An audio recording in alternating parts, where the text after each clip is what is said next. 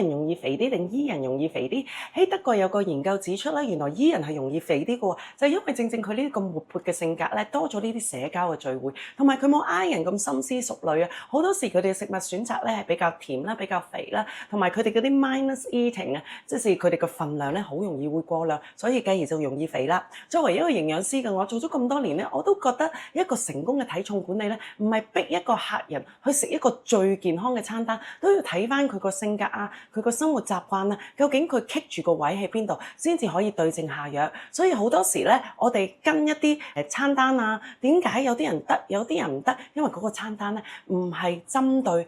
你呢個個人啊嘛，所以個人化餐單好重要㗎。如果想呢個成功嘅體重管理，記住揾一個你相熟嘅營養師去俾一個啱你嘅適合你嘅餐單。講到尾，我哋冇人中意自己去逼我哋去改變我哋性格嘅餐單一樣，我哋唔能夠長時間去逼自己食一樣唔啱自己嘅餐單。好啦，大家話俾我聽，你 E 人定 I 人，有冇體重管理嘅問題？今日講到呢個，下次再傾過，拜拜。